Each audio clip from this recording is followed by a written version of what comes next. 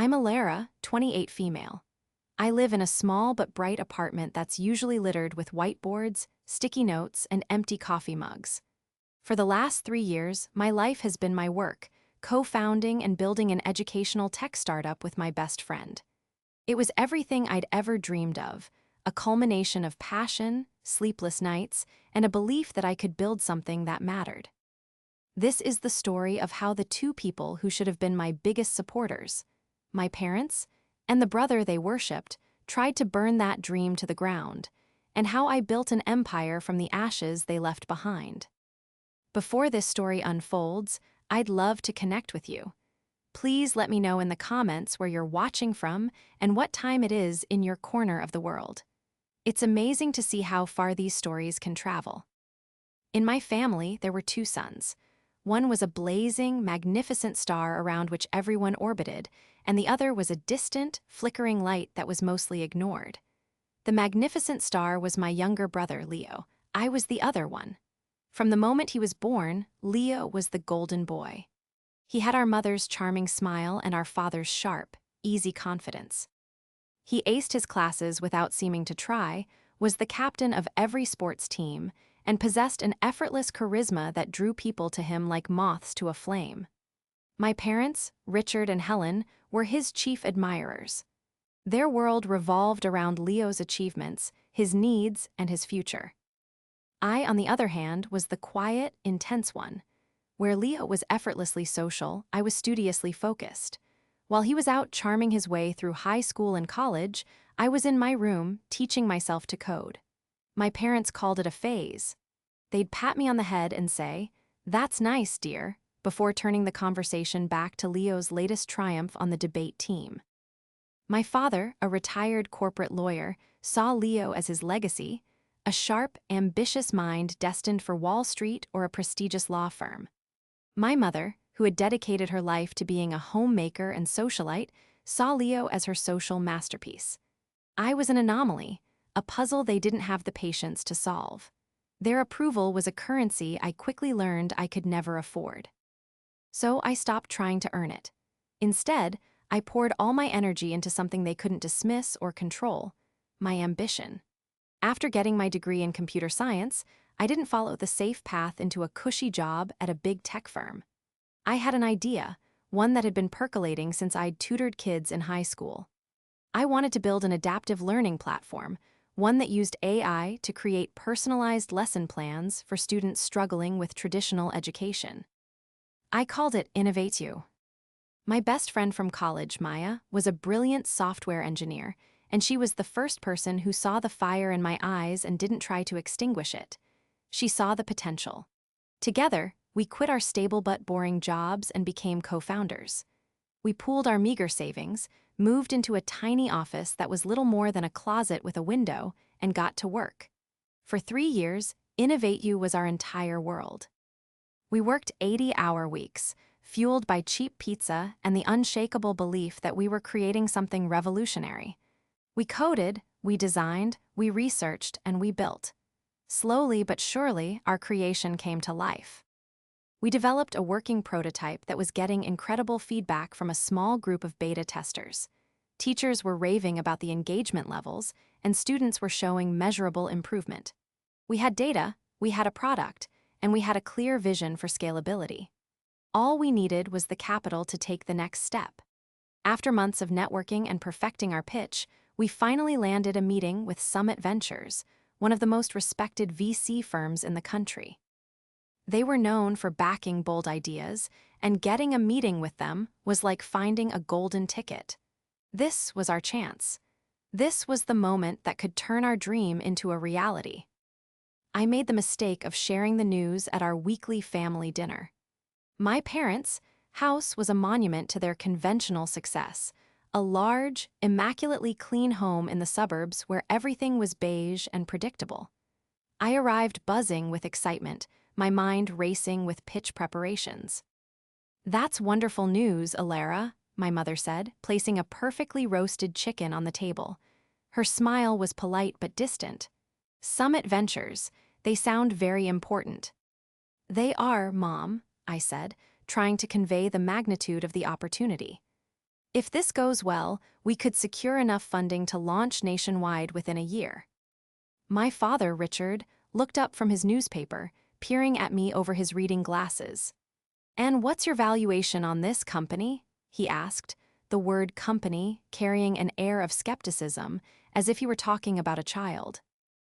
Lemonade stand. "We're seeking $500,000 for a 10% stake," I said proudly. "Our projections show we can be profitable within 3 years." He gave a small, unimpressed grunt. "Ambitious. Most startups fail, 90% of them." "Well, we're going to be in the 10%, I replied, my voice tighter than I intended. Leo, who had been silently scrolling on his phone, finally looked up. He'd landed a coveted job as a venture capital analyst right out of college, a fact my parents mentioned to anyone who would listen. He was the expert in the room, and he knew it. "Summit is a big deal, sis," he said, with a tone that was half compliment, half patronizing. "Their due diligence is brutal. They'll pick apart everything, your code, your market analysis, your team. Are you sure you're ready for that?" "We've been preparing for this for 3 years, Leo," I said, looking him in the eye. "We're ready." "Of course you are," he said, giving me a smile that didn't quite reach his eyes. "Hey, if you want, I could look over your pitch deck. Give you some pointers from an insider's perspective. No charge for family." For a fleeting moment, I was tempted. Leo was smart, and he understood the world we were trying to enter. But something held me back. It was the lifetime of being patronized, of his help always feeling more like a demonstration of his superiority. "Thanks, Leo, but Maya and I have it covered," I said, trying to sound gracious. "We've got a solid presentation." "Suit yourself," he shrugged, returning his attention to his phone. My mother jumped in to smooth things over. "Well, we're all very proud of you for trying, dear. Now, Leo, tell us about that new condo you're looking at downtown. Does it have a view?" The conversation shifted, and just like that, I became invisible again. The spotlight swung back to the golden boy, and my monumental news was reduced to a footnote. I sat through the rest of the dinner in a quiet bubble of frustration, picking at my food. As I drove home that night, I pushed their skepticism aside. I told myself it didn't matter. Their approval wasn't the goal. Success was. Maya and I had built Innovate You from nothing, and we were on the brink of proving everyone wrong. The meeting with Summit Ventures was in a week. As I pulled into my apartment complex, a feeling of pure, unadulterated hope washed over me, silencing the echoes of my family's doubt. We were going to make it. I was so sure of it. The day of the meeting felt charged with electricity. Maya and I met at our tiny office, both dressed in our most professional, confidence-inspiring outfits. We ran through the presentation one last time, our slides crisp, our data irrefutable. We had answers for every conceivable question. We de-mapped our competitors, projected our growth, and detailed our technical architecture with painstaking clarity. We were a team in perfect sync. Walking into the sleek, glass-walled offices of Summit Ventures felt like stepping into the future we'd been working toward. The first 20 minutes were a dream. The partners, a panel of 3 seasoned investors, seemed genuinely impressed. They nodded along as we spoke, their expressions engaged. They liked our story, they liked our passion, and they were intrigued by our prototype's results.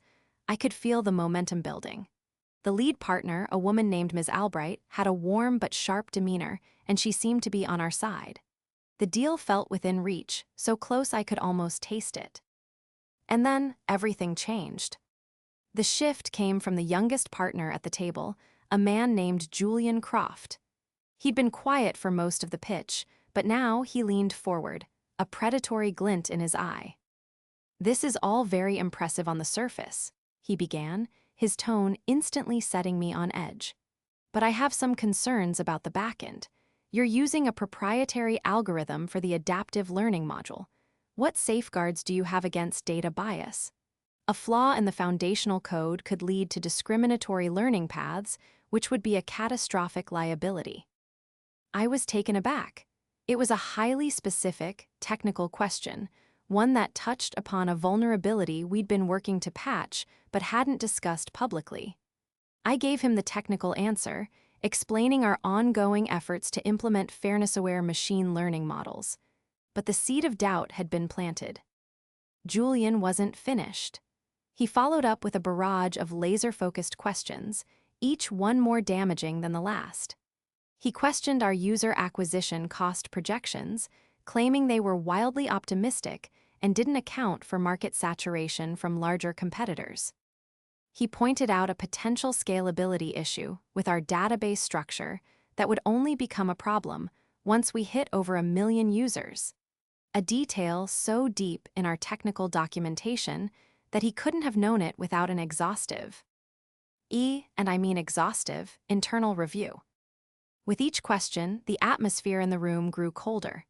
The other partners, who had been warm and receptive, were now exchanging uneasy glances. Maya and I did our best to parry, but we were on the defensive. It felt less like a pitch and more like an interrogation. We had built a fortress, and Julian Croft was walking straight to every hidden weak point and setting off explosives. By the end of the hour, the energy was gone. The initial excitement had evaporated, replaced by a thick cloud of professional skepticism. Ms. Albright gave us a sympathetic but firm look. "Thank you for coming in, ladies. You have a promising concept, but we feel it's a bit too early stage for us. There are some significant risks we're not comfortable with at this time." It was a polite, corporate rejection. The words were gentle, but the message was a sledgehammer. We walked out of the Summit Ventures office in a daze, the city noise muffled as if I were underwater. We didn't say a word until we were back in our car.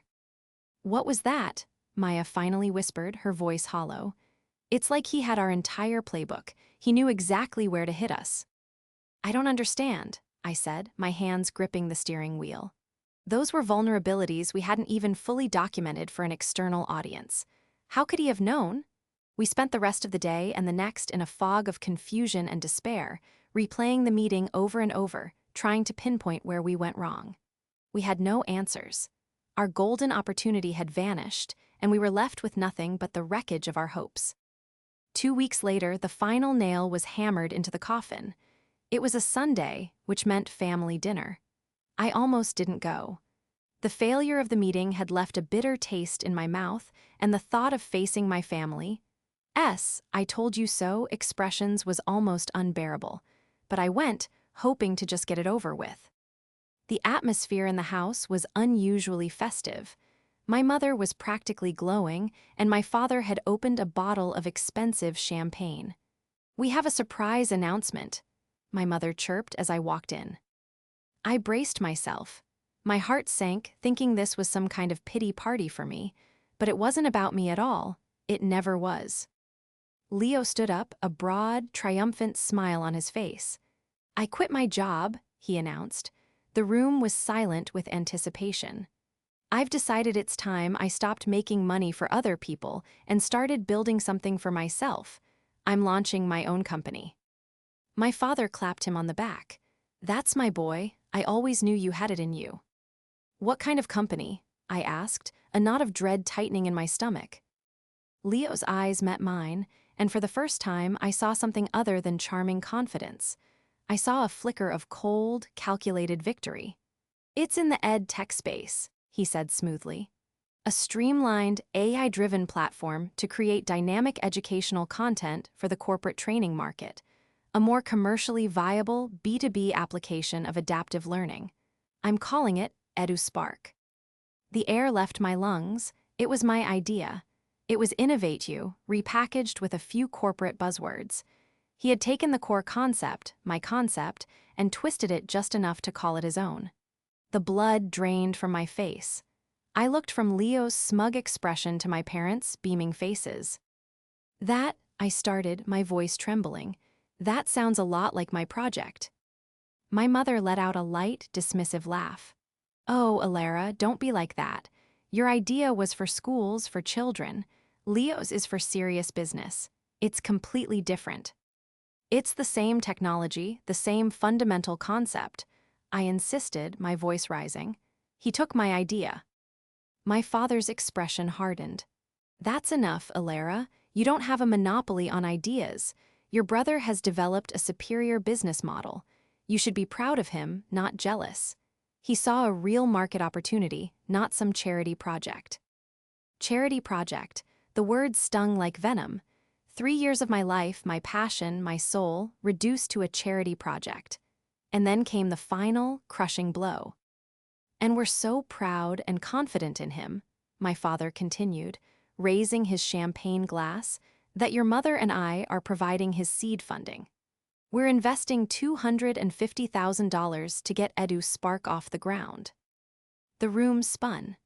The same parents who had dismissed my dream, who had never offered a single dollar of support or a genuine word of encouragement, were bankrolling my brother's stolen version of it without a second thought. They were celebrating his betrayal. I looked at Leo. He stood there, soaking in our parents' adoration, the conquering hero. He had not only seen my dream, but he had also decided he wanted it for himself, and he had taken it with our parents' blessing. In that moment, surrounded by the popping of a champagne cork and the joyful laughter of my famille, I felt a profound and chilling sense of loss. It wasn't just my company that had died in that VC meeting room 2 weeks ago. It was my family. I was utterly and completely alone. The weeks that followed were a blur of gray. The fire that had driven me for 3 years was extinguished, leaving behind nothing but cold ash. Innovate U was dead. Without the funding from Summit Ventures, and with no other prospects on the horizon, we couldn't sustain operations. Maya, ever the pragmatist, was gentle but firm. Ilera, we're out of money. I have to start looking for a job. My student loans aren't going to pay themselves. I couldn't blame her. I nodded numbly, and we spent a bleak afternoon drafting a farewell email to our beta testers and officially dissolving our company. Packing up our tiny office, taking down the whiteboards covered in our now pointless plans, felt like attending a funeral. Each empty pizza box and discarded notebook was a relic of a future that would never happen. I was heartbroken, but beneath the grief, a different feeling was beginning to smolder: suspicion. The scene at the family dinner played on a loop in my mind. Leo's smug smile, my father's dismissive words, my mother's blind adoration. It was all too neat, too perfectly timed. And the meeting with Summit Ventures, Julian Croft's questions had been too precise. He hadn't just been skeptical, he'd been surgical. It was as if he'd been given a map of our weaknesses. I started to re-examine every interaction I'd had with Leo over the past few months. I remembered him dropping by my apartment, ostensibly just to say hello. He'd sit on my couch, feigning interest as I excitedly talked about our progress. He'd ask questions, innocent-sounding questions, about our technology, our user acquisition strategy, our long-term goals. "Just curious," he'd say with a shrug. "This is my world, trying to see how you think." At the time, I'd mistaken his professional curiosity for a flicker of brotherly support. Now, I saw it for what it was: reconnaissance. He wasn't just listening, he was gathering intelligence. But that still didn't explain how Julian Croft at Summit Ventures knew our internal vulnerabilities. Leo stole the idea, yes, but did he do more? Did he actively sabotage us? The thought was so monstrous, so deeply cynical, that a part of me didn't want to believe it. This was my brother, the golden boy I had grown up with, albeit in his shadow. Could he really be capable of such a malicious, calculated act? The nagging suspicion wouldn't leave me alone. It was a splinter in my mind, and I knew I couldn't move on until I pulled it out. I started with the most obvious connection: Julian Croft. I opened my laptop, my fingers hovering over the keyboard. I searched his name, his professional history, anything that could link him to Leo. His public LinkedIn profile was polished and professional. He had graduated from the same university as Leo, but a few years ahead. They had both worked in the finance sector, but at different, competing firms. There was no obvious, public connection that screamed collusion. I was about to give up for the night when I decided to try a different angle. I searched their names together on social media. And there it was, buried in a photo album on Facebook from 3 years ago on the page of a mutual acquaintance. A picture from a university alumni ski trip. There, in the back of a group photo, laughing together with their arms slung around each other's shoulders, were Leo and Julian Croft. They weren't just professional acquaintances. They were friends. A cold dread washed over me. It was circumstantial, yes, but it was a concrete link. Leo hadn't just known of Julian, he knew him. I scrolled through more photos, a digital archaeologist digging through the ruins of my own naivete. There were more pictures, more comments, more tags. A network of connections that confirmed they ran in the same social and professional circles. My mind flashed back to the dinner where I'd announced the Summit Ventures meeting. I had told my family the name of the firm. Leo had been there, silent, scrolling on his phone. Had he reached out to his friend Julian right then and there? Had he laid the groundwork for my destruction over a casual text message? The pieces were clicking into place, forming a picture of betrayal so profound it made me feel sick to my stomach. He hadn't just been an opportunistic thief who took advantage of my failure. He had engineered it. He had used his connections to ensure I would fail so that he could swoop in and present himself as the savior, the one with the superior plan. He cleared the field of his only competition, me, before he even started his own race. I sat back in my chair, the glow of the monitor illuminating my pale face. The grief I had been feeling began to curdle, hardening into something else. It was no longer just about a stolen idea or my parents' favoritism. This was a deliberate, personal attack. He had looked me in the eye, listened to my dreams, and then systematically dismantled them for his own gain. And my parents had funded the entire operation. They weren't just bystanders, they were accessories. The sadness I felt was still there, but it was now overshadowed by a new emotion, one that was cold, sharp, and clear. Rage, not a hot, screaming rage, but a quiet, icy fury. He thought he had won. He thought he had taken everything from me and left me with nothing. He and my parents thought I would just fade away, the forgotten daughter with the failed charity project. They had underestimated me my entire life. They were about to find out just how badly. I wasn't just going to rebuild. I was going to get proof. And I was going to make sure that when the time was right, everyone would know exactly what kind of person the golden boy truly was. The investigation had just begun. The first person I called was Maya. I met her at a small, quiet coffee shop far from our usual haunts. The smell of roasted coffee beans felt grounding in a world that had been tilted off its axis. I laid out everything I had found, the social media photos of Leo and Julian Croft, the timeline of events, the chilling realization that my failure hadn't been a matter of chance, but of design. Maya listened intently, her expression shifting from sympathy to shock, and finally to a steely resolve that mirrored my own. She had poured as much of her life into Innovate You as I had. This betrayal was hers, too. That conniving, backstabbing snake, she said, her voice low and furious. I knew those questions were too specific. He fed them to him, Alara. He must have. I know he did, I replied, my hands wrapped around a cooling mug of tea. But suspicion and a few old photos aren't enough. If I'm going to do something about this, I need undeniable proof. Something that Leo and my parents can't dismiss as me being jealous or dramatic. So we get it, Maya said, her eyes alight with a familiar fire I hadn't seen since before the disastrous pitch. This was Maya in her element, presented with a complex problem, ready to deconstruct it and find a solution. What did he have access to? Think, did you ever send him any documents? Did he ever use your computer? I thought back. No, I was always careful with the pitch deck. I never sent it to him, he never used my laptop. But then, a distant memory surfaced, so mundane I had almost forgotten it. Wait, about a year ago, my parents were having trouble with their cloud storage. Leo was the tech expert, of course, so he set them up with a new shared family account. He had me upload some old family photos to it. He sent me a link to the shared folder. I think I used the same cloud service for Innovate You. Maya's eyes widened. Which service was it? I told her. It was one of the major cloud providers, known for its robust security, but also for its detailed activity logging. Did you ever remove his access to your root folder? She asked. I didn't think I needed to, I admitted, a knot of dread and hope forming in my stomach. The family folder was separate. I just assumed he could only see that one. Assumption is the mother of all mistakes, Maya said, already pulling out her laptop. Let's check. What's your login? We huddled over her screen, the clatter of the coffee shop fading into the background.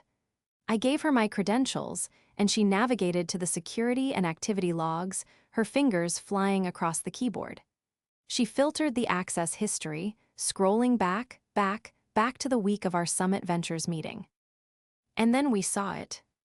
An entry timestamped at 2:17 a.m. the night before our pitch.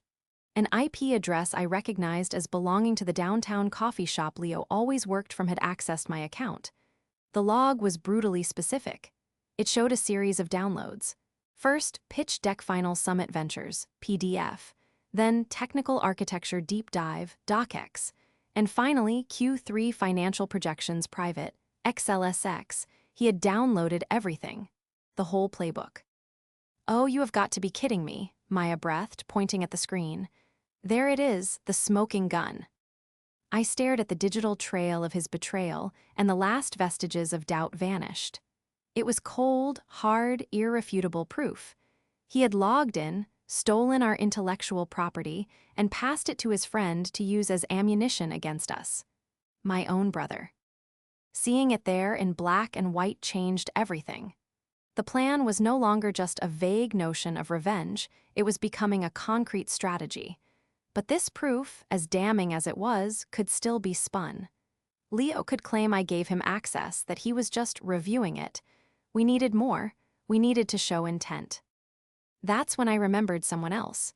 A woman named Chloe, a junior analyst who had worked with Leo at his old firm.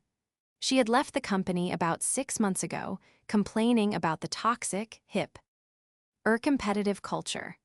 I had met her once at a company holiday party Leo had dragged me to.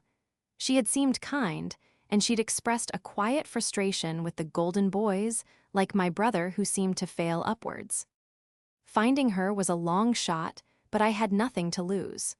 I found her on LinkedIn and sent her a carefully worded message, asking if she'd be open to a confidential chat about her experience at the firm. To my surprise, she agreed. We met for a drink the following week. I didn't lead with my story. I simply asked her what Leo was like to work with. Chloe sighed, stirring her cocktail. "Leo, he's charming, smart, everyone loved him. But," she hesitated. "He had a ruthless streak. He saw everything as a game he had to win. He'd talk a big game about collaboration, but I saw him take credit for other people's work more than once." My heart hammered against my ribs. Did he ever talk about starting his own company? She nodded. All the time, he was obsessed with the idea of being a founder. About 6 months before I left, he started getting really serious about it. He told a few of us he'd found the perfect idea, a diamond in the rough he was going to polish. "Did he say where he got the idea?" I asked, my voice barely a whisper. Chloe leaned in, lowering her voice. "This is the part that always felt off to me. He was bragging to another analyst one day, and I overheard him. He said he was going to poach an incredible concept from some amateur founders who didn't have the sense to execute it properly. He laughed and said he was even going to make sure their funding dried up so they wouldn't be a problem. He said it was a foolproof way to clear the market of competition before you even enter it." I remember thinking it was a horrifyingly cynical thing to say, even for him. That was it. That was the nail in the coffin, the intent, the motive, the premeditated, malicious plan confessed in his own arrogant words. I thanked Chloe profusely, telling her she had helped me more than she could ever know. I walked out of that bar not as a victim, but as a woman armed with an arsenal. I had the digital evidence of the theft and the human testimony of the motive. I called Maya as soon as I got home. "I have it all," I said, my voice steady and clear. "We have everything we need." There was a pause on the other end, and then Maya's voice came through, filled with a quiet intensity. "So what's the plan, boss?" A slow smile spread across my face. It wasn't a happy smile. It was a smile of grim satisfaction, of a battle about to be waged. "The plan," I said, "is to build. We're going to build a company so successful that it makes his stolen idea look like a child's toy. And then, when he's at the absolute peak of his arrogance, standing in his own spotlight, we're going to walk in and turn on all the lights." The desire for immediate, fiery retribution was tempting. I could have sent the evidence to my parents, to Leo's new investors, to the press. I could have blown up his life right then and there. But that felt too easy, too chaotic. It would be a messy explosion, and my own reputation could get caught in the blast. Leo would paint me as a hysterical, vengeful sister. My parents would close ranks around him. No, my revenge couldn't be a quick demolition. It had to be an architectural masterpiece of justice. It had to be built on a foundation of my own success. Our plan became a two-pronged strategy, executed with the same meticulous dedication we had once given to Innovate You Part 1, Rebuild and Dominate. Part 2, Expose and Dismantle. The first part was the hardest. We had no money, no office, and our confidence was shattered. We had to start from absolute zero. But this time, we were armed with something we didn't have before, a deep, burning motivation fueled by betrayal. Maya and I sat in my apartment, which had now become our de facto headquarters, and we strategized. "We can't go back to the consumer education market," Maya said, pointing to a hastily drawn diagram on my whiteboard. "It's too broad, and Leo is poisoning that well with EduSpark. He's going after big corporate clients. We need to go where he won't think to look." We spent a week doing intensive market research, looking for the gaps. We found one.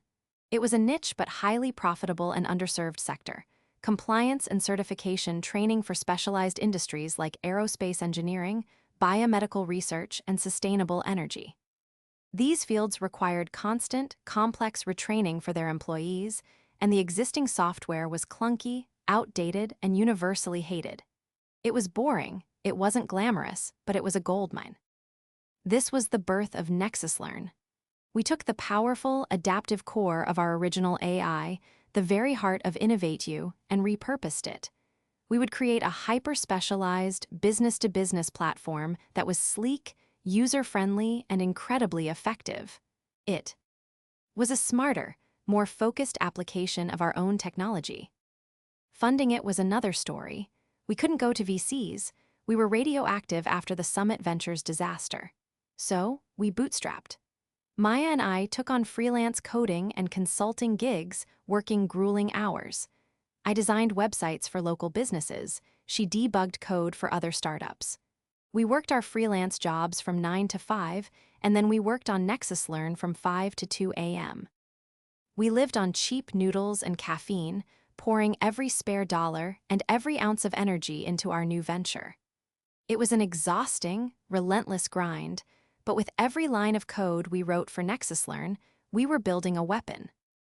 Within 6 months, we had a minimum viable product.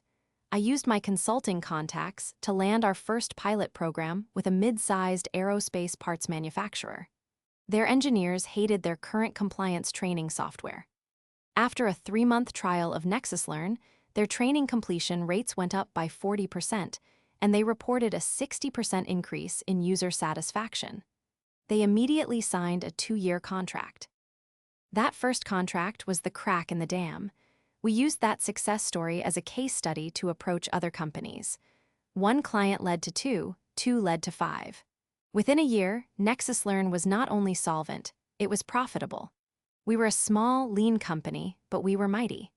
We hired our first 2 employees and moved into a real office, one with multiple rooms and a coffee machine that actually worked. We were building something real, something powerful, and we were doing it entirely on our own terms. All the while, we kept a close watch on Leo. Part 2 of the plan was always simmering on the back burner. Through industry newsletters and the occasional, painful glance at my mother's gushing social media posts, we tracked the progress of EduSpark. Leo had burned through our parents' money quickly, hiring a large team and leasing a flashy downtown office. He was all about appearances. He secured a second round of funding from a major investment firm. A firm that, I noted with grim satisfaction, had a massive section on its website dedicated to its commitment to ethical investing and supporting founders with integrity. We learned that Leo was planning a massive launch party and investor showcase to celebrate EduSpark's official market entry. It was scheduled to take place at a high-end hotel ballroom in just over a year from when we started Nexus Learn. It was positioned to be the talk of the tech community, with press, major investors, and industry leaders all invited. This was it. This would be the stage. The peak of his arrogance, just as we'd planned. For the next year, as we grew Nexus Learn, we also prepared our arsenal. Maya compiled the evidence into a sleek, undeniable digital package. It included screenshots of the cloud access logs with IP addresses and timestamps, a detailed social network map showing the links between Leo and Julian Croft, and an anonymized but notarized statement from Chloe about Leo's overheard confession. Everything was organized, cross-referenced, and uploaded to a secure server, ready to be deployed with a single click. I rehearsed what I would say 1,000 times in my head. I didn't want to be emotional. I wouldn't scream or cry. I would be calm, professional, and devastatingly precise. My revenge wouldn't be a hot-blooded act of passion. It would be a cold, calculated execution of the truth. The day the invitation to the EduSpark launch arrived in my email, a mass email sent to a list of tech professionals that I was now on, thanks to the success of Nexus Learn, my heart didn't pound with anger. It beat with a slow, steady rhythm. The trap was set. The bait was taken. All we had to do now was wait for the golden boy to walk onto his stage and into the spotlight we had prepared for him. The night of the EduSpark launch party was a symphony of opulence and ego. The hotel ballroom was bathed in a soft blue light, the company's logo projected onto every available surface. Waiters circulated with trays of champagne and ludicrously small appetizers.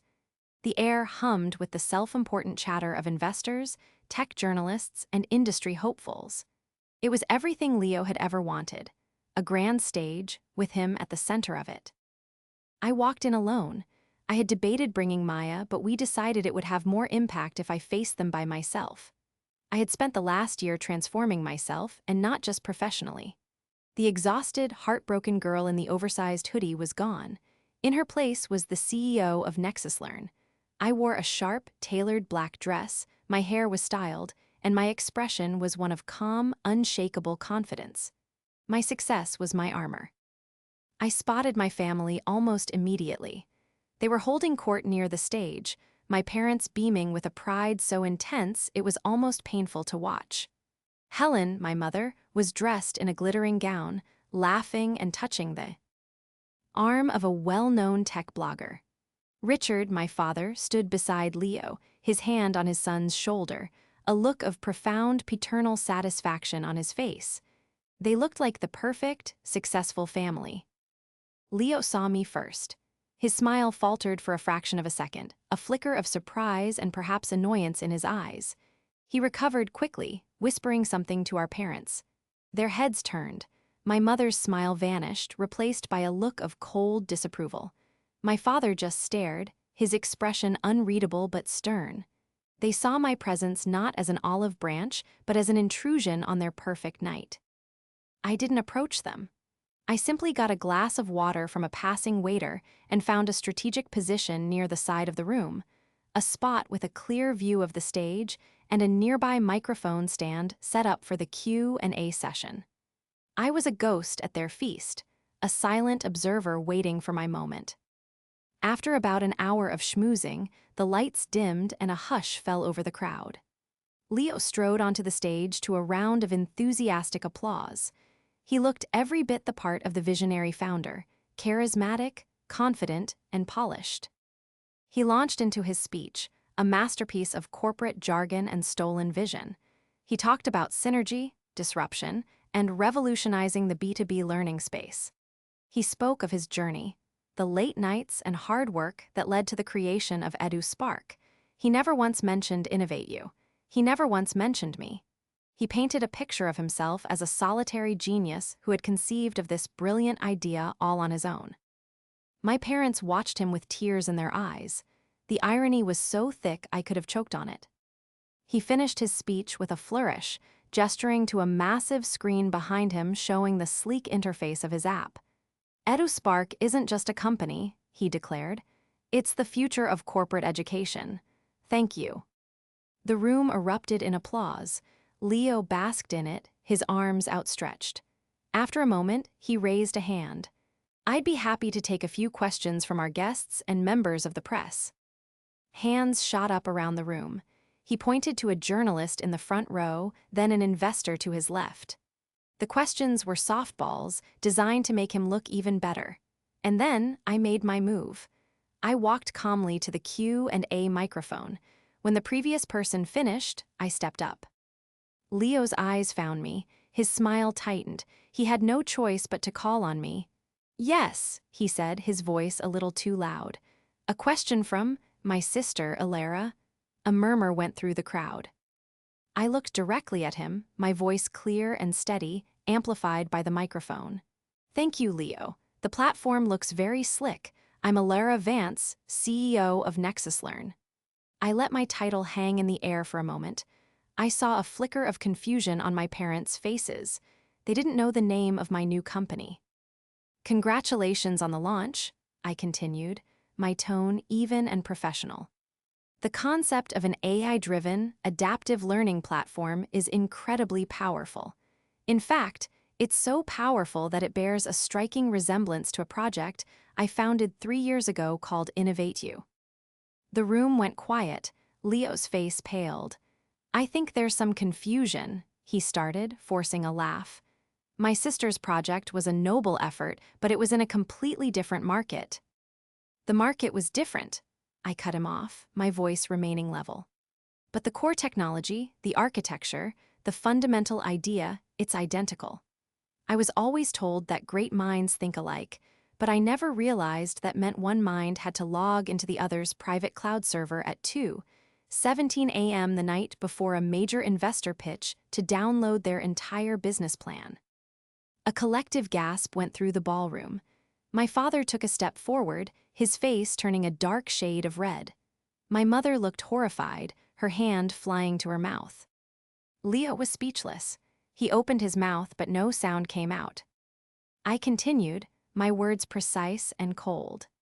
"And I suppose it's also a coincidence that the lead partner who torpedoed that pitch, a Mr. Julian Croft, just happened to be a close friend and former colleague of yours.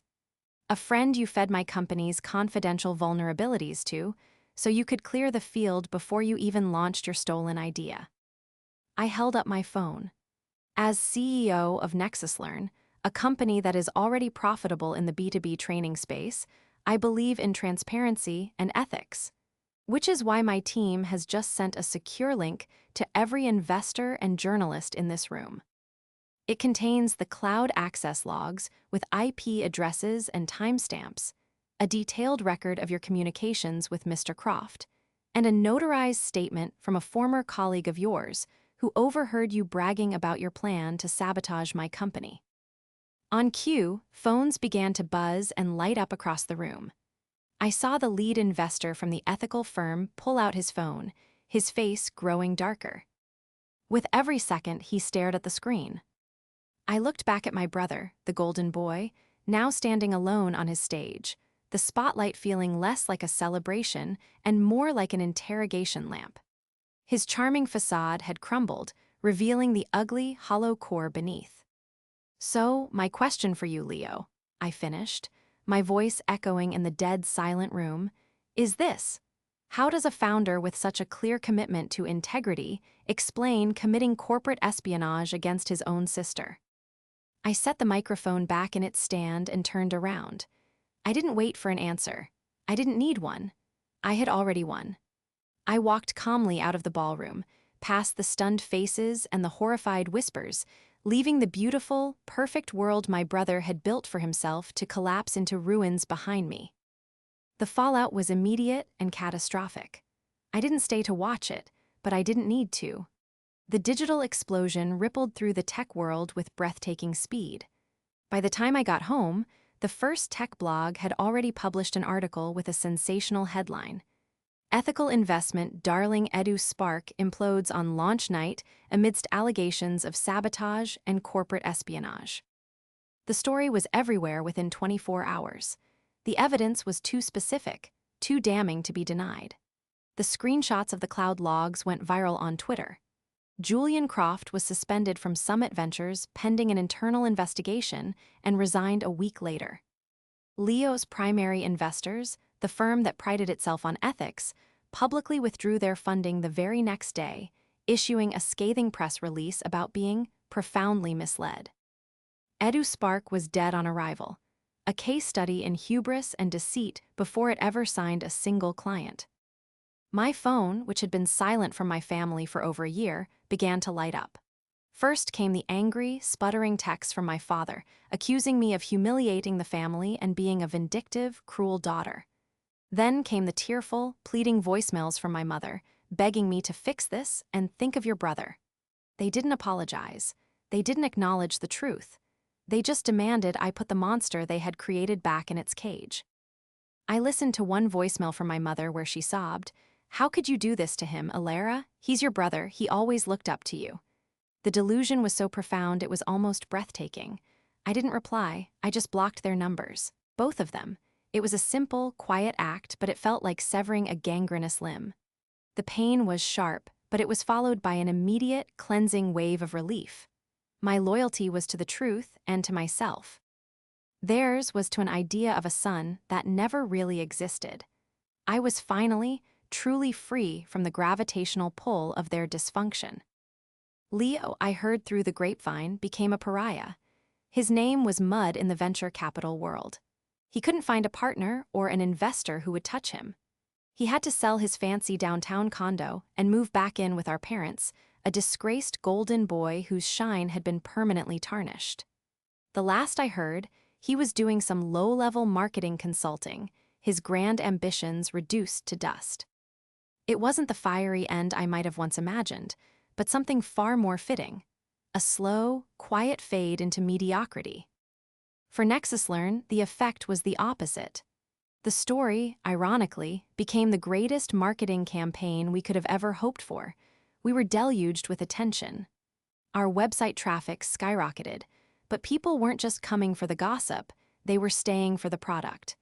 They saw a resilient, ethical founder who had built a superior company out of the ashes of betrayal.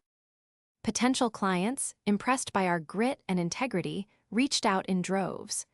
We were no longer a small, niche player. We were a symbol of resilience. The same investors who wouldn't have given me the time of day 2 years ago were now flooding my inbox, requesting meetings, talking about founder-friendly terms. 6 months after that fateful launch party, Maya and I sat in our new, much larger office, looking over a term sheet.